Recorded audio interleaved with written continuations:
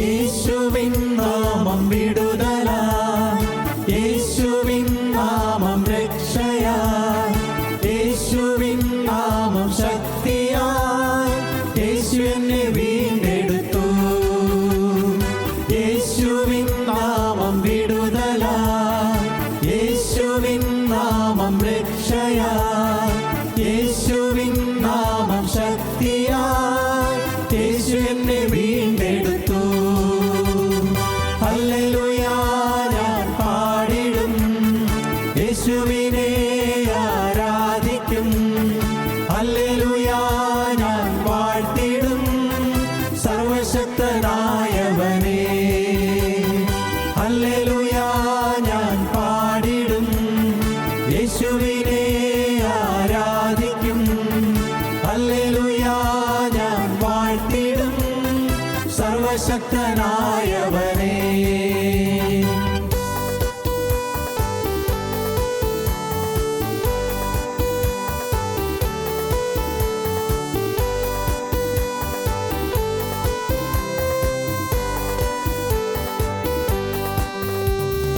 യേശുവിൻ രക്തം ശുദ്ധിക്കായി, യേശുവിൻ രക്തം സൗഖ്യമായി, യേശുവിൻ രക്തം കഴുകലായി, യേശുവിൽ ഞാൻ ആശ്രയിക്കും.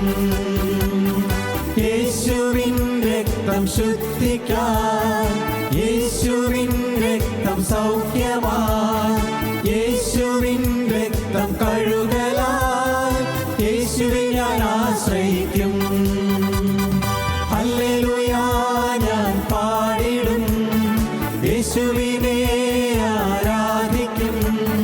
ഹല്ലേലൂയ ഞാൻ വാഴ്ത്തിടും സർവശക്തനായവനെ. ഹല്ലേലൂയ ഞാൻ പാടിടും, യേശുവിനെ ആരാധിക്കും. ഹല്ലേലൂയ ഞാൻ വാഴ്ത്തിടും സർവശക്തനായവനെ.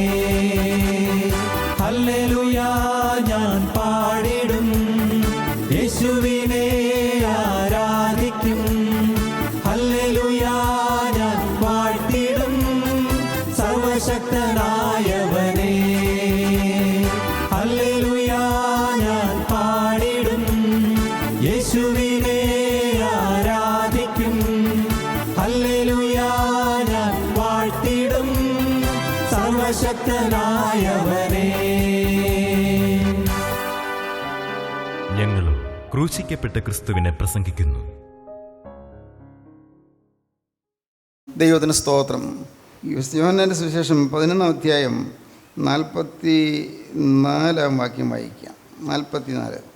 മരിച്ചവൻ പുറത്തു വന്നു, അവന്റെ കാലും കൈയും ശീല കൊണ്ട് കെട്ടിയും മുഖം റൂമാൽ കൊണ്ട് മൂടിയുമിരുന്നു. അവന്റെ കെട്ടഴിപ്പീൻ, അവൻ പോകട്ടെ എന്ന് യേശു അവരോട് പറഞ്ഞു. അവൻ്റെ കെട്ട് അഴിപ്പീൻ, അവൻ പോകട്ടെ. സ്വാതന്ത്ര്യമില്ല, കയ്യും കാലും കെട്ടിയിരിക്കുന്നു. അവന് നടക്കാൻ വയ്യ, നടക്കാൻ പറ്റുകയില്ല. കെട്ടഴിച്ചാലേ നടക്കാൻ പറ്റൂ. അവൻ്റെ കെട്ടഴിപ്പീൻ, അവൻ പോകട്ടെ എന്ന് യേശു പറഞ്ഞു. ദൈവത്തിന് സ്തോത്രം. സംഭവം നിങ്ങൾക്കറിയാമായിരിക്കും. ലാസറിൻ്റെ ഉയർത്തെഴുന്നേൽപ്പാണ് സംഭവം. മരിച്ച ലാസർ, യോവായിരുന്നു. ലാസർ മരിച്ച് 4 ദിവസം കഴിഞ്ഞിട്ടാണ് യേശു അവിടെ എത്തുന്നത്. യേശുവിനെ അറിയിച്ചിരുന്നു, നിനക്ക് പ്രിയനായവൻ ദീനമായി കിടക്കുന്നുവെന്ന്. ഒരു വാക്ക് കേട്ടാൽ തന്നെ എഴുന്നേറ്റ് പോകും. നിനക്ക് പ്രിയനായവൻ ദീനമായി കിടക്കുന്നു. ലാസറിൻ്റെ ആ ഭവനം ഇന്ന് വാസ്തവത്തിൽ ലാസറും ലാസറിൻ്റെ സഹോദരിമാരും മാത്രമുള്ള ഒരു ചെറിയ ഭവനമാണ്, ബേഥാനിയിലെ ആ ചെറു ഭവനം. എന്നാൽ ലാസറിൻ്റെ അപ്പൻ ഉണ്ടായിരുന്നു. മാർത്തയുടെയും മറിയയുടെയും ലാസറിൻ്റെയും അപ്പൻ ശീമോൻ കുഷ്ഠരോഗിയായിരുന്നു. അതുകൊണ്ട് ആ വീട്ടിലേക്ക് ആരും കയറി ചെല്ലാറില്ല, ആരും അവർ ഗവനിക്കാറില്ല. കുഷ്ഠരോഗമുള്ള വീട്. അന്ന് കുഷ്ഠരോഗം എന്ന് പറഞ്ഞാൽ അന്നത്തെ യഹൂദൻ്റെ ധാരണ പാപമുള്ളതുകൊണ്ട് കുഷ്ഠരോഗം വരുന്നതാണ്. കുഷ്ഠരോഗം പാപത്തിൻ്റെ പ്രതീകമാണെന്നാണ്. അതുകൊണ്ട് അങ്ങനെയുള്ളവരെ ഒഴിവാക്കിയിരുന്നു. ആ വീട്ടിലേക്ക് ആരും ചെല്ലുന്നില്ല. ശീമോൻ മരിച്ചതിന് ശേഷം ആരും കടന്നു ചെല്ലാറില്ല. പക്ഷേ ആരും കടന്നു ചെല്ലാത്ത ആ വീട്ടിലേക്ക് യേശു ഒരു ദിവസം കടന്നു വന്നു. അതൊരത്ഭുതമാണ്. യേശു ആ വീട്ടിലേക്ക് കടന്നു വന്നു. ആരും ഗവനിക്കാത്തവരിലേക്ക്, എല്ലാവരും തഴഞ്ഞു വിട്ടിരിക്കുന്നവരേക്ക്, എല്ലാവരും അഗണ്യമാക്കുന്നവരിലേക്ക് യേശു കടന്നു ചെന്നു. അതൊരു അത്ഭുതമായിരുന്നു. യേശു കടന്നു വന്നു. ദുഃഖം തളം കെട്ടിയ ആ വീട്ടിലേക്ക്, ശോകമുഖമായ അന്തരീക്ഷത്തിലേക്ക് നിത്യനായ കർത്താവായ യേശുക്രിസ്തു കടന്നു ചെന്നു. യേശുക്രിസ്തു കടന്നു ചെന്നതോടുകൂടി വിധം മാറി, വീടിൻ്റെ പ്രകൃതം മാറി. ആളും പേരുമായി യേശുവും ശിഷ്യന്മാരും വന്നു. യേശുവിനെ അനുഗമിക്കുന്ന പുരുഷാരം വന്നു. പിന്നെ തിക്കും തിരക്കുമായി. എത്ര പെട്ടെന്നാണ് ആ വീടിൻ്റെ മുഖച്ഛായ മാറിയത്! എത്ര പെട്ടെന്നാണ് അവിടെ ആളും പേരുണ്ടായത്! എന്തൊരു സമൃദ്ധി! എന്നും ആളുകൾ വരുന്നു, രോഗികൾ വരുന്നു, സൗഖ്യം പ്രാപിച്ചു പോകുന്നു, കർത്താവിൻ്റെ വചനം കേട്ട് സന്തോഷം പ്രാപിച്ചു പോകുന്നു. അനേകർ വരുന്നു. അന്ന് ആ ബേഥാനിയിൽ മാത്രമല്ല, ബേഥാനിയുടെ പരിസരത്തുള്ള സ്ഥലങ്ങളിൽ നിന്നെല്ലാം ആളുകൾ വന്നുകൊണ്ടിരുന്നു. ഗലീല ഡിസ്ട്രിക്റ്റിലുള്ള നയീൻ പട്ടണത്തിൽ നിന്നും ആളുകൾ വരുമായിരുന്നു. ബേസദയിൽ നിന്ന് ആളുകൾ വരുമായിരുന്നു. കോറസിനിൽ നിന്നും ആളുകൾ വരുമായിരുന്നു. കഫർനൂമിൽ നിന്നും ആളുകൾ വരുമായിരുന്നു. ആ പ്രദേശത്തുള്ള അനേക സ്ഥലങ്ങളിൽ നിന്ന് ആളുകൾ ഇങ്ങനെ ഇരമ്പി വരുമായിരുന്നു. എന്തിന്? യേശുവിനെ കാണാൻ, യേശുവിൻ്റെ ശബ്ദം കേൾക്കാൻ, യേശു ചെയ്യുന്ന അനുഗ്രഹം പ്രാപിക്കാൻ, യേശു ചെയ്യുന്ന അത്ഭുതം പ്രാപിക്കാൻ. സ്തോത്രം, ദൈവത്തിന് സ്തോത്രം. ഇന്ന് നിങ്ങൾ വന്നിരിക്കുന്നത് പോലെ തന്നെയാണ്. യേശു ചെയ്യുന്ന അത്ഭുതം കാണാനാണ് നിങ്ങൾ വന്നിരിക്കുന്നത്. അത് മറ്റുള്ളവരുടെ ജീവിതത്തിലല്ല, നിങ്ങളുടെ ജീവിതത്തിൽ അത്ഭുതം കാണാൻ നിങ്ങൾ വന്നിരിക്കുന്നു. നിങ്ങൾ വിശ്വസിക്കൂ, ഇന്ന് നിങ്ങൾ അത്ഭുതം കാണും. ഇന്ന് നിങ്ങളുടെ ജീവിതത്തിൽ ഒരു അത്ഭുതം നടക്കും. ഇന്ന് നിങ്ങളുടെ ജീവിതത്തിൽ ഒരു അതിശയം നടക്കും.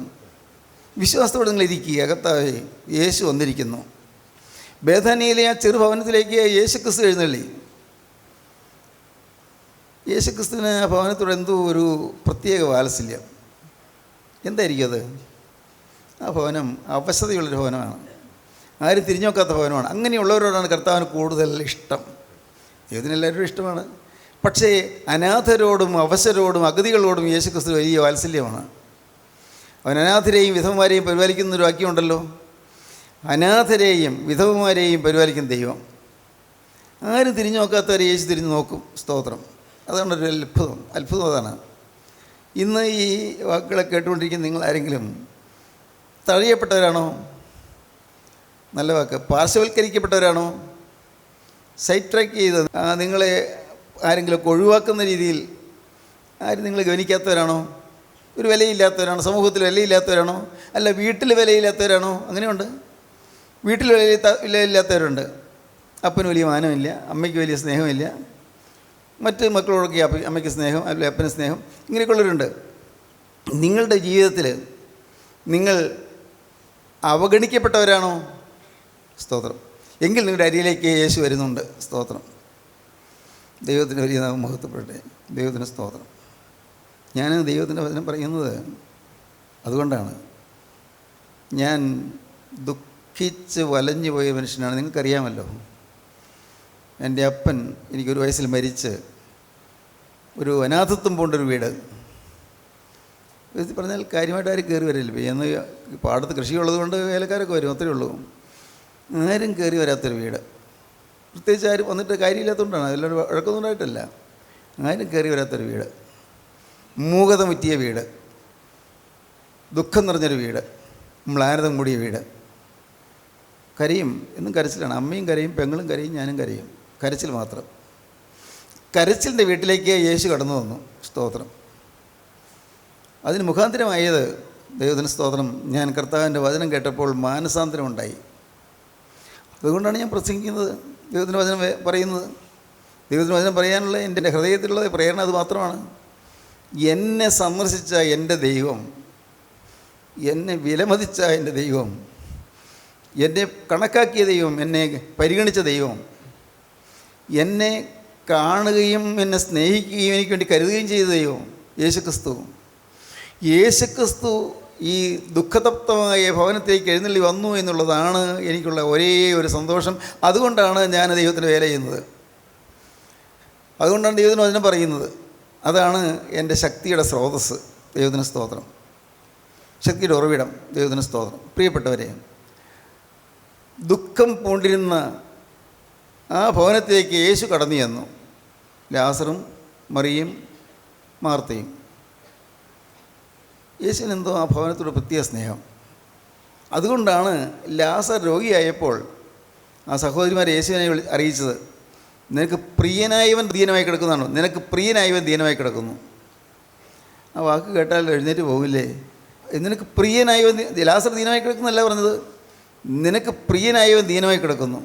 സ്തോത്രം, ദൈവത്തിന് സ്തോത്രം. ഞാൻ നിങ്ങളോട് പറയട്ടെ, ഞാൻ ചിലപ്പോഴെല്ലാം ദൈവത്തോട് പറഞ്ഞിട്ടുണ്ട്, കർത്താവേ, നിനക്ക് പ്രിയനായവൻ ഒരു പ്രശ്നത്തിൽപ്പെട്ടിരിക്കുകയാണ്, നിനക്ക് പ്രിയനായവൻ ചില ദുഃഖവിഷയങ്ങൾ പേറുന്നവനാണ്, നിനക്ക് പ്രിയനായവൻ ചില ഭാരങ്ങൾ വഹിക്കുന്നവനാണ്, നിനക്ക് പ്രിയനായവൻ കർത്താവെ ചില വിഷയങ്ങളിൽ ഭാരപ്പെട്ട് ഞരങ്ങുന്നവനാണ്. എൻ്റെ ഭാരങ്ങൾ ഞാൻ കർത്താവിനെ അറിയിക്കും, വിളിച്ചറിയിക്കും. സ്തോത്രം. ഉറക്കെ വിളിക്കുക, അടങ്ങിയിരിക്കരുത് എന്നുള്ള വാക്യം ഓർത്തുകൊണ്ട് ഞാൻ വിളിച്ചറിയിക്കും, കർത്താവേ നീ ഒന്ന് വരണേ, ഈ പ്രതിസന്ധിയിൽ നീ എനിക്ക് സഹായമായി വരണേ, ഈ യാതനയുടെ സമയത്ത് നീ എനിക്ക് സഹായമായി വരണേ, ഈ വേദനയുടെയും രോഗത്തിൻ്റെയും പ്രയാസത്തിൻ്റെ സമയത്ത് നീ എൻ്റെ സഹായമായി വരണേ. ഞാൻ വിളിച്ചപേക്ഷിച്ചിട്ടുണ്ട്, എൻ്റെ കർത്താവ് വന്നിട്ടുണ്ട്. സ്തോത്രം. പ്രാർത്ഥനകൾക്കും ദൈവം ഇന്ന് നിങ്ങൾ കേട്ടുകൊണ്ടിരിക്കുമ്പോൾ ദൈവം നിങ്ങൾ പറയുന്ന, മക്കളെ നിങ്ങൾ എന്നെ വിളിച്ചപേക്ഷിക്കുക, ഞാൻ നിങ്ങളുടെ അരികിലേക്ക് വരാം. കഴിഞ്ഞ കാലം കർത്താവ് നോക്കുന്നില്ല. അവിശ്വാസമുള്ള കാലം ഉണ്ടായിരുന്നു, ഭയപ്പാടുള്ള കാലം ഉണ്ടായിരുന്നു, ധൈര്യമില്ലാത്ത കാലം ഉണ്ടായിരുന്നു, പണമില്ലാത്ത കാലം ഉണ്ടായിരുന്നു, കടം പിരികിയ കാലം ഉണ്ടായിരുന്നു, ദുരിതമുള്ള കാലം ഉണ്ടായിരുന്നു, പഠിച്ചിട്ടും പരീക്ഷ പാസ്സാകാത്ത കാലം ഉണ്ടായിരുന്നു. എന്ത് ചെയ്യും? ഒരാൾ എഴുതി 8 പ്രാവശ്യം IELTS എഴുതി, കിട്ടിയില്ല സാറേ. 8 പ്രാവശ്യം എഴുതി. ആരാന്ന് എനിക്കറിഞ്ഞൂടാ, ഞാൻ തിരിച്ചെഴുതി. 8 പ്രാവശ്യമല്ലേ എഴുതിയുള്ളൂ. ഇനിയൊരു കാര്യം ചെയ്യുക, കിട്ടുന്നവരെ എഴുതുക, കിട്ടുന്നവരെ പരീക്ഷ എഴുതുക. ഏതായാലും ആ പെൺകുട്ടി പിന്നെ എന്നെ വിളിച്ചറിയിച്ചു, സാറേ ഈ പ്രാവശ്യം ഞാൻ ജയിച്ചു. സ്തോത്രം. 9ാമത്തെ പ്രാവശ്യം ജയിച്ചു. പ്രിയപ്പെട്ടവരെ, ജീവനുള്ള ദൈവത്തെ വിളിക്കുക. ദൈവം കടന്നു വരും, ദൈവം കൃപയായി കടന്നു വരും, വചനമായി കടന്നു വരും. ദൈവം നിങ്ങൾക്ക് ആശ്വാസം തരും, സമാധാനം തരും. ചോദിച്ച് വാങ്ങണമെന്ന് ഞാൻ പറയും, പിടിച്ചു വാങ്ങണമെന്ന് പറയും. സ്തോത്രം. പറയുമ്പോൾ നിങ്ങൾക്ക് അത്ഭുതം തോന്നും. കർത്താവെ ഒന്ന് നിൽക്കണേ, ഒന്ന് കേട്ടിട്ട് പോകണേ എന്ന് ഞാൻ പറയും. കർത്താവ് ഒന്ന് നിൽക്കണേ, ധൃതി പിടിച്ച് പോവല്ലേ, എൻ്റെ ഇടയ്ക്കിൽ നിന്ന് പോവല്ലേ, നീ എന്നോട് കൂടെ ഇരിക്കണമേ എന്ന് ഞാൻ പറയും. ദൈവത്തിന് സ്തോത്രം. ഈ കാര്യം നീ എനിക്ക് സാധിച്ചു തരണമെന്ന് പറയും. എത്ര ആവശ്യങ്ങൾ ചോദിച്ചു വാങ്ങിയിട്ടുണ്ട്, എത്ര ആവശ്യങ്ങൾ. ദൈവത്തിന് സ്തോത്രം. ദൈവത്തിന് വലിയ നാമം മഹത്വപ്പെടട്ടെ. നിനക്ക് പ്രിയനായവൻ ദീനമായി കിടക്കുന്നു എന്ന് അറിയിച്ചു. പക്ഷേ കർത്താവ് പോയില്ല. അത് നാം ചിലപ്പോൾ വിളിച്ചപേക്ഷിച്ചാലും കർത്താവ് കേൾക്കുന്നില്ലെന്ന് തോന്നും. കർത്താവ് കേൾക്കാത്തതുകൊണ്ടല്ല, ദൈവത്തിൻ്റെ മഹത്വം ആരറിയുന്നു? ദൈവത്തിൻ്റെ വഴി ആരറിയുന്നു? കർത്താവിന് സമയം തെറ്റുകയില്ല.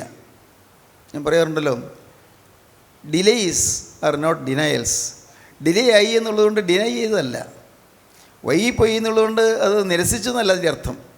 ചില വൈകിപ്പോയി എന്ന് വരാം. നിങ്ങൾ ചില പ്രാർത്ഥനാ വിഷയങ്ങൾ പറഞ്ഞിട്ട് ചിലപ്പോൾ അത് നടക്കുന്നില്ലെന്ന് വന്നേക്കാം. നിങ്ങൾ ചില കാര്യങ്ങൾ പ്രാർത്ഥിച്ചു, എന്താ കർത്താവേ തരാത്തത്? വിഷമിക്കണ്ട. Delays are not denials. Delay ആയിപ്പോയി, പേടിക്കണ്ട. ഡിനൈ ചെയ്തിട്ടില്ല. കർത്താവിൻ്റെ സമയമുണ്ട്, കർത്താവിൻ്റെ സമയം. ദൈവത്തിന് സ്തോത്രം. ഇതുപോലെ തന്നെ വാട്സാപ്പിൽ വേറെ മെസ്സേജ് വന്നു. മൂത്ത പെൺകുട്ടിക്കും ഇളയ പെൺകുട്ടിക്കും നല്ല പ്രായമായി, വിവാഹമൊന്നും ആലോചന വന്നിട്ടില്ല. ഞങ്ങൾ പ്രാർത്ഥിച്ചു, പക്ഷേ വിവാഹാലോചന വരുന്നില്ല, ഒന്നും വരുന്നില്ല. ഞാൻ പറഞ്ഞു, കർത്താവിൻ്റെ സമയത്തിന് വേണ്ടി കാത്തിരിക്കുക, കർത്താവിൻ്റെ സമയത്തിന് വേണ്ടി കാത്തിരിക്കുക. നിങ്ങൾ ധൃതിപ്പെടരുത്, നിങ്ങളുടെ സ്വന്തം സമയം നിങ്ങൾ നോക്കരുത്, കർത്താവിൻ്റെ സമയത്തിന് വേണ്ടി കാത്തിരിക്കുക. അതിൻ്റെ 1 മാസം കഴിഞ്ഞപ്പോഴുണ്ട് എന്നെ വിളിച്ച് പറയുന്നു, സ്തോത്രം, മൂത്തവളുടെ കല്യാണം ഉറച്ചിരിക്കുകയാണ്, ഒരത്ഭുതമായത് പെട്ടെന്ന് കാര്യം സംഭവിച്ചിരിക്കുന്നു. ഇതൊക്കെ ഭൗതികമായ കാര്യങ്ങളാണ്. പക്ഷേ ഈ ഭൗതികമായ കാര്യങ്ങൾ നമുക്ക് നടന്ന് കിട്ടണ്ടേ? ആവശ്യങ്ങൾ നടക്കണമല്ലോ. ചോദിക്കുക, ചോദിച്ചു വാങ്ങുക, പിടിച്ചു വാങ്ങുക, ആവശ്യപ്പെട്ട് വാങ്ങുക, അത്യാവശ്യത്തോടെ ചോദിക്കുക, ദൈവം തരും. ദൈവത്തിന് സ്തോത്രം. കർത്താവ് പോയില്ല. ലാസറിന് ദീനം കൂടിക്കൂടി വന്നു. സഹോദരിമാർ എപ്പോഴും ഇടയ്ക്കിടയ്ക്ക് നോക്കും, കർത്താവ് വന്നോ. കാരണം കർത്താവ് വന്ന പ്രശ്നം തീരും. കാരണം അവർക്കറിയാം യായിറോസിൻ്റെ പള്ളിപ്രമാണിയായ യായിറോസിൻ്റെ ഭവനത്തിൽ യായിറോസിൻ്റെ മകൾ 12 വയസ്സുള്ള പെൺകുട്ടി മരിച്ചു കിടന്നപ്പോൾ കർത്താവ് വന്നല്ലോ. കർത്താവ് സൗഖ്യം കൊടുത്തല്ലോ, ജീവൻ കൊടുത്തല്ലോ. കർത്താവ് വരും. വിധവയുടെ മകൻ, നെയ്യൻ പട്ടണത്തിലെ വിധവയുടെ മകൻ മരിച്ച് ശവടക്കം കൊണ്ടുപോയപ്പോൾ കർത്താവ് വന്നു. അവൻ്റെ ശവശരീരത്തിൽ തൊട്ടു, ആ ശവമഞ്ചത്തിൽ തൊട്ടു. അവർ ഉയർത്തെഴുന്നേറ്റല്ലോ. കർത്താവ് വരും, വരാതിരിക്കുകയില്ല. അവർക്ക് വിശ്വാസമുണ്ട്, കർത്താവിൻ്റെ സ്നേഹമുണ്ട്. തീർച്ചയായിട്ടും കർത്താവിന് അവർ സ്നേഹമാണെന്ന് അവർക്ക് അറിയാൻ താനും. അത് ഞാനൊന്ന് പറഞ്ഞോട്ടെ, നിങ്ങളുടെ ജീവിതത്തിൽ നിങ്ങൾക്ക് ആ ഒരു ബോധ്യം വേണം, യേശുവിന് എന്നെ സ്നേഹമാണ്. അപ്പോൾ നിങ്ങൾ പറയില്ല സാറേ അങ്ങനെ തോന്നുന്നില്ല, കാരണം ഞാൻ ചോദിച്ചതൊന്നും തന്നിട്ടില്ല, എന്തെല്ലാം കാര്യം ഞാൻ പ്രാർത്ഥിച്ചു തന്നിട്ടില്ല. നിങ്ങൾ വിശ്വസിക്കൂ പ്രിയപ്പെട്ടവരെ, ദൈവനാമത്തിൽ നിങ്ങൾ പറയട്ടെ, യേശുവിന് നിങ്ങളെ സ്നേഹമാണ്. ഹല്ലേലൂയ, ദൈവത്തിന് സ്തോത്രം. യേശുവിന് നിങ്ങളെ സ്നേഹമാണ്. നിങ്ങളെ വ്യക്തിപരമായി യേശു അറിയുന്നു. നിങ്ങളുടെ പോരായ്മകൾ കർത്താവ് കാണുന്നു, നിങ്ങളുടെ ബലഹീനതകൾ കർത്താവ് കാണുന്നു, നിങ്ങളുടെ ആവശ്യങ്ങൾ കർത്താവ് കാണുന്നു, നിങ്ങളുടെ ആഗ്രഹങ്ങൾ കർത്താവ് കാണുന്നു. സങ്കീർത്തനം 37:3 പറയും, യഹോവയിൽ ആശ്രയിച്ച് നന്മ ചെയ്യുക, ദേശത്ത് പാർത്ത് വിശ്വസ്തയാചരിക്കുക, യഹോവയിൽ തന്നെ രസിച്ചുകൊള്ളുക, അവൻ നിൻ്റെ ഹൃദയത്തിലെ ആഗ്രഹങ്ങളെ നിനക്ക് തരും. സ്തോത്രം. വചനമാണത്. ചെറുപ്പകാലത്ത് തന്നെ വല്ലാതെ വശീകരിച്ച വചനമാണത്, എന്നെ സ്വാധീനപ്പെടുത്തിയ വചനമാണ്. യഹോവയിൽ ആശ്രയിച്ച് നന്മ ചെയ്യുക, ദേശത്ത് പാർത്ത് വിശ്വസ്തയാചരിക്കുക, യഹോവയിൽ തന്നെ രസിച്ചുകൊള്ളുക, അവൻ നിൻ്റെ ഹൃദയത്തിലെ ആഗ്രഹങ്ങളെ നിനക്ക് തരും. ആഗ്രഹങ്ങൾ. സ്തോത്രം. ദൈവത്തിന് വലിയ നാമം മുഖത്തുപെടട്ടെ. ആഗ്രഹങ്ങൾ തരുന്നൊരു ദൈവമുണ്ട്. സ്തോത്രം. അവർക്ക് സഹോദരർക്ക് നല്ല ഉറപ്പുണ്ട്, യേശു വരും വരും വരും. പക്ഷേ ലാസർ മരിച്ചു. എന്തായിരിക്കും കർത്താവ് വരാത്തത്? അപ്പോഴും അവർക്ക് അവിശ്വാസം വന്നില്ല. വിശ്വാസമുണ്ട്, വരും. മരിച്ചു കിടക്കുമ്പോഴാണെങ്കിലും വന്നാൽ മതിയല്ലോ. അവർ പ്രതീക്ഷയോട് നോക്കിയിരിക്കുകയാണ്. ഡെഡ് ബോഡിയിലേക്ക് നോക്കുന്നതിനേക്കാൾ കൂടുതൽ ഗേറ്റിങ്ങിലേക്കാണ് നോക്കുന്നത്. അങ്ങനെ ഞാൻ പറഞ്ഞുകൊള്ളട്ടെ, ഗേറ്റൊക്കെ ഉണ്ടോയെന്ന് എനിക്കറിയാൻ പാടില്ല, ഞാൻ ആ രീതിയിൽ മനസ്സിലാക്കാൻ വേണ്ടി പറയുകയാണ്. Dead body അരികത്തിരിക്കുന്നു, ശവശരീരത്തിൻ്റെ അരികത്തിരിക്കുന്നു. പ്രിയ സഹോദരൻ മരിച്ചു കിടക്കുന്നു. നല്ല ആരോഗ്യമുണ്ടായിരുന്ന യൗവനക്കാരൻ മരിച്ചു കിടക്കുന്നു. ഏതാനും വർഷം മുൻപ് അവിടെ ശീമോൻ മരിച്ചു കിടന്നു, ആരും തിരിഞ്ഞു നോക്കിയില്ല. ഇന്ന് യഹൂദന്മാരൊക്കെ വന്നിട്ടുണ്ട്. ആ വീടിൻ്റെ ആ ഒരു ചീത്തപ്പേര് പറയല്ലോ, അതുകൊണ്ട് ഇന്ന് യഹൂദന്മാർ പലരും വന്നിട്ടുണ്ട്. പക്ഷേ യേശു വന്നിട്ടില്ല. ആരെല്ലാം വന്നാലും യേശു വന്നില്ലെങ്കിൽ ഇത് പ്രയോജനം? പ്രിയപ്പെട്ടവർ, നിങ്ങൾക്ക് വിശ്വസിക്കൂ, ആരെല്ലാം നിങ്ങളെ സഹായിച്ചാലും യേശു സഹായിക്കുന്നില്ലെങ്കിൽ നിങ്ങൾക്കൊരു പ്രയോജനം ഉണ്ടാവില്ല. യേശുവിൻ്റെ സഹായം വേണം, യേശുവിൻ്റെ കൃപ വേണം, യേശുവിൻ്റെ തൃക്കരം പ്രവർത്തിക്കണം, യേശു സഹായിക്കണം. നിങ്ങൾ ചോദിച്ചു വാങ്ങണം. നിങ്ങളുടെ സ്വഭാവം മാറാൻ ചോദിച്ചു വാങ്ങണം. കോപം മാറാൻ നിങ്ങളുടെ ദൈവത്തോട് ചോദിച്ചു വാങ്ങണം. നിങ്ങളുടെ വാശിയും വഴക്കും മാറാൻ ദൈവത്തോട് ചോദിച്ചു വാങ്ങണം. നിങ്ങൾ ഹൃദയത്തിനകത്തുള്ളതായി ഈർഷ്യയും നീരസവും മാറാൻ ദൈവത്തോട് ചോദിച്ചു വാങ്ങണം. നിങ്ങൾ മനസ്സിലുള്ളതായി പരിഭവം മാറാൻ ദൈവത്തോട് ചോദിച്ചു വാങ്ങണം. എല്ലാം ചോദിച്ചു വാങ്ങാം. എല്ലാം വിട്ടു പോകുന്നില്ലല്ലോ, എനിക്ക് എന്തുകൊണ്ട് വരുന്നു? ഒരു വാട്സാപ്പ് മെസ്സേജ് വന്നു, ഞാൻ എത്ര വട്ടം തീരുമാനിച്ചിട്ട് മാറുന്നില്ല സാറേ, ഞാൻ എന്ത് ചെയ്യണേ? എന്തോരം ഞാൻ എത്ര തീരുമാനം എടുത്തു, പക്ഷേ ഞാൻ പിന്നെയും വീണു പോവുകയാണ്. ദൈവത്തിന് സ്തോത്രം. ദൈവത്തിന് വലിയ നാമമഹത്വപ്പെടട്ടെ. അങ്ങനെയുള്ളവരുടെ അനേകം പേരിപ്പുണ്ടായിരിക്കും. പ്രിയപ്പെട്ടവരെ, നിങ്ങൾ കാര്യം ചെയ്യൂ. നിങ്ങൾക്ക് കിട്ടിയേ കഴിയൂ എന്നുള്ള നിർബന്ധമുണ്ടെങ്കിൽ തീർച്ചയായും നിങ്ങൾ ജയിച്ചിരിക്കും, ഉറപ്പാണ്. ക്രിസ്തു നിങ്ങൾ സഹായിച്ചിരിക്കും, ഉറപ്പാണ്. ക്രിസ്തുവിന് സഹായം വേണമെന്ന് നിങ്ങൾക്ക് നിർബന്ധമുണ്ടെങ്കിൽ ചീത്ത ചിന്തകളൊക്കെ മാറിപ്പോകും, അരുതാത്ത വിചാരങ്ങളും വികാരങ്ങളും മാറിപ്പോകും, എല്ലാം മാറിപ്പോകും. നിങ്ങൾ ഹൃദയം സ്വച്ഛ സുന്ദരമായി തീരും. വളരെ മനോഹരമായ അനുഭവം നിങ്ങൾക്ക് ലഭിക്കും. സഹോദരിമാർ നോക്കി ഇരുന്നു. യഹൂദന്മാരെ തിടുക്കം കൂട്ടി. മരിച്ചെടുത്ത നേരമായി ശവം സംസ്കരിക്കണ്ടേ? അല്ല, ഇത്തിരി കഴിഞ്ഞോട്ടെ. കുറേ കൂടി കഴിഞ്ഞു. സഹോദരന്മാർ പ്രതീക്ഷിക്കുന്നു ഇപ്പോൾ കർത്താവ് വരുമെന്ന്. കാരണം അവർക്ക് നല്ല ഉറപ്പാണ്. യഹൂദന്മാരെ തിടുക്കം കൂട്ടി. അല്പം കൂടി കഴിഞ്ഞോട്ടെ. അവർ അക്ഷമരായി. സ്വന്തക്കാരും ബന്ധക്കാരുമായ യഹൂദന്മാരുണ്ടായിരിക്കണം. അവർ ഡെഡ് ബോഡി എടുത്തു. അവർ സംസ്കാരത്തിൽ പോവുകയാണ്. പക്ഷേ ആ ശരീരത്തിൻ്റെ ശവമഞ്ചത്തിൻ്റെ പിറകെ പോകുമ്പോൾ ഈ സഹോദരിമാർ ഇടയ്ക്കിടയ്ക്ക് തിരിഞ്ഞു നോക്കുന്നുണ്ട്. യേശു വരുന്നുണ്ടോ? ഇപ്പോൾ വന്നാൽ മതി. കാരണം നെയ്യൻ പട്ടണത്തിലെ വിധവയുടെ മകന് ശവമഞ്ചത്തിൽ തൊട്ടാണല്ലോ കർത്താവ് ഉയർത്തെഴുന്നേൽപ്പ് കൊടുത്തത്. ഇപ്പോൾ വന്നാൽ മതി. ദൈവത്തിന് സ്തോത്രം. ദൈവത്തിൻ്റെ വലിയ നാമം മഹത്വപ്പെടട്ടെ. സ്തോത്രം. പ്രിയപ്പെട്ടവരെ, യേശു വന്നില്ല. ഡെഡ് ബോഡി അവിടെ കല്ലറയ്ക്കകത്ത് വെച്ചു. ആ കല്ലറയുടെ വാതിൽക്കലുള്ള കല്ല് ഉരുട്ടി വയ്ക്കുന്നതിന് മുമ്പ് പിന്നെയും തിരിഞ്ഞു നോക്കി, ഇല്ല, യേശു വന്നില്ല. അവർക്ക് മനസ്സിലൊരു ഭാരം, എന്നാലും കർത്താവ് വന്നില്ലല്ലോ. ഇതാ കല്ലറ വാതിൽ മൂടാൻ പോവുകയാണ്, അടയ്ക്കാൻ പോവുകയാണ്, യേശു വന്നില്ലല്ലോ. എന്നാലും ഇത്രയും കാലത്തെ സ്നേഹമായിരുന്ന കർത്താവ് വന്നില്ലല്ലോ. പരിഭവം വന്നു എന്ന് പറയാൻ എനിക്ക് ധൈര്യമില്ല, കാരണം വേദപുസ്തകം അങ്ങനെ പറഞ്ഞിട്ടില്ല. പക്ഷേ വന്നു എന്നുള്ള ചെറിയൊരു സൂചനയുണ്ട്. യേശു വന്നു എന്നറിഞ്ഞിട്ട് മറിയ എഴുന്നേറ്റ് ചെന്നില്ല. ഒരു പക്ഷേ പരിഭവം കൊണ്ടായിരിക്കാം. എന്നാലും അത്യാവശ്യമായിട്ട് വിളിച്ചപ്പോഴും കർത്താവ് വന്നില്ലല്ലോ.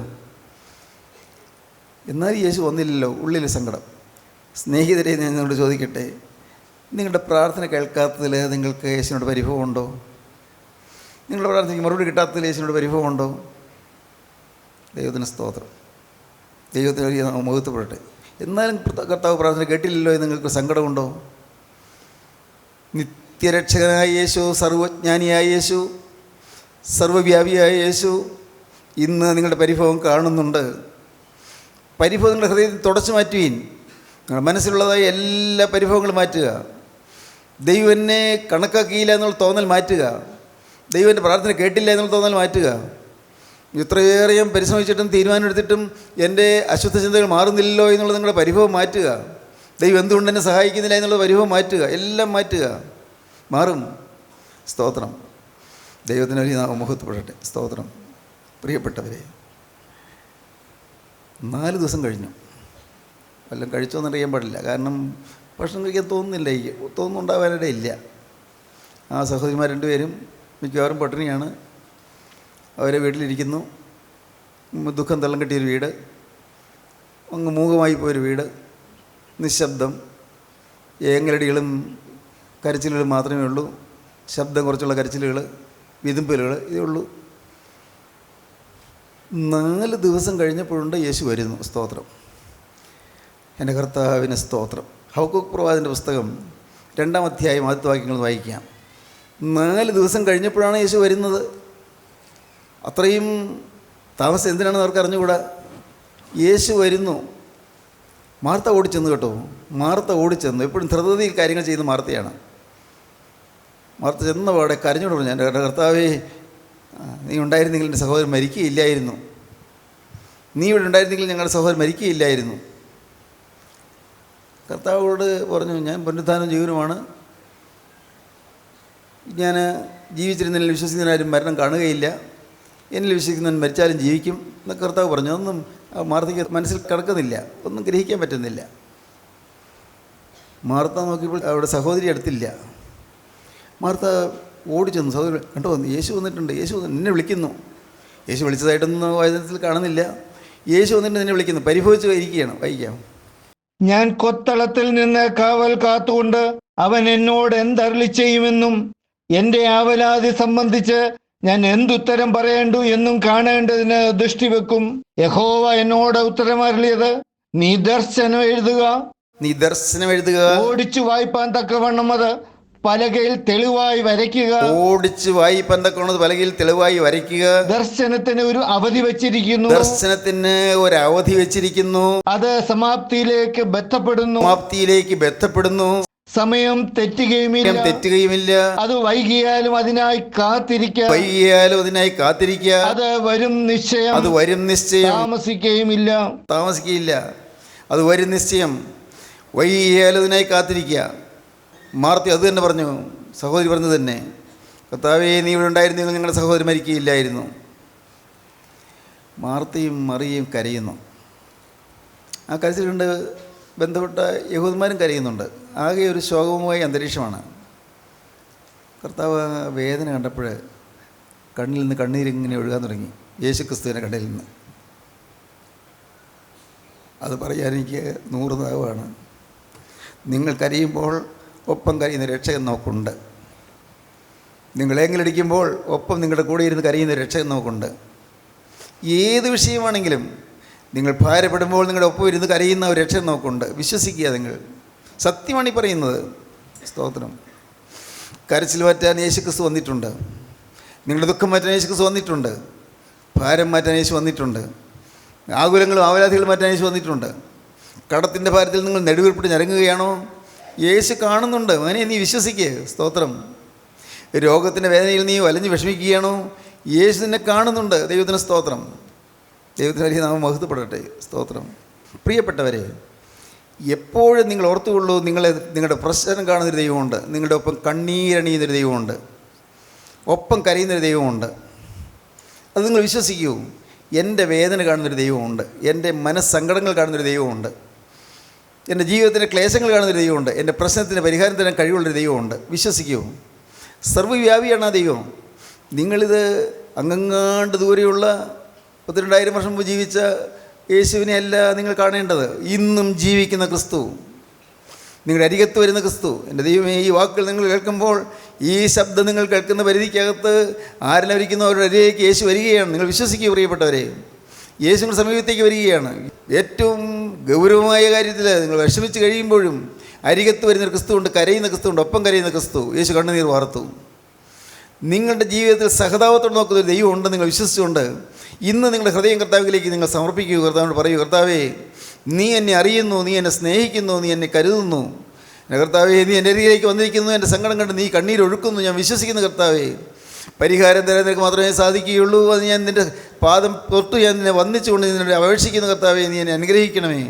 പ്രാർത്ഥിക്കൂ. നിങ്ങൾ കർത്താവിൻ്റെ കരങ്ങളിലേക്ക് കൊടുക്കൂ. രാജാധിരാജനായ ഞങ്ങളുടെ പൊന്നേശുനാഥ, അവിടെ നിങ്ങളുടെ കൂടെ തന്നെ ഉള്ളതിനായി നന്ദിയോടെ സ്തോത്രം. നിങ്ങൾ ഓരോരുത്തരെയും ഇവിടെ തൊടുന്നതിനായി നന്ദിയോടെ സ്തോത്രം. അപ്പോൾ അതിൻ്റെ സ്നേഹത്തിനായി സ്തോത്രം. ഞങ്ങളോടുള്ള വാത്സല്യത്തിനായി സ്തോത്രം. ഞങ്ങളുടെ ബന്ധനഴിപ്പാനോട് ബന്ധപ്പെടുന്നതിനായി സ്തോത്രം. എല്ലാവരെയും അനുഗ്രഹിക്കണമേ കർത്താവേ. എൻ്റെ നാഥൻ വീണ്ടും വരുമ്പോൾ തിരുസന്നിധിയിലേക്ക് പറന്നു വരാൻ തക്കൊണ്ട് ഞങ്ങളെ യോഗ്യരാക്കി തീർക്കണമേ. തിരക്തന് മുദ്ര ഞങ്ങളുടെ മേൽ ഉണ്ടായിരിക്കണമേ കർത്താവേ. എപ്പോഴും ആ മുദ്ര വഹിച്ചുകൊണ്ട് നിൽപ്പോൾ ഞങ്ങൾക്ക് ഭാഗ്യം തരണമേ. എല്ലാവരെയും വാഴ്ത്തി അനുഗ്രഹിച്ച് സമാധാനത്തോടെ പറഞ്ഞയക്കണമേ. യേശു ക്രിസ്തുവിൻ്റെ മഹത്വപൂർണ്ണമായ നാമത്തിൽ പ്രാർത്ഥിക്കുന്ന കൃപയോടെ കേൾക്കണമേ. ആമീൻ. ഹല്ലേലൂയ.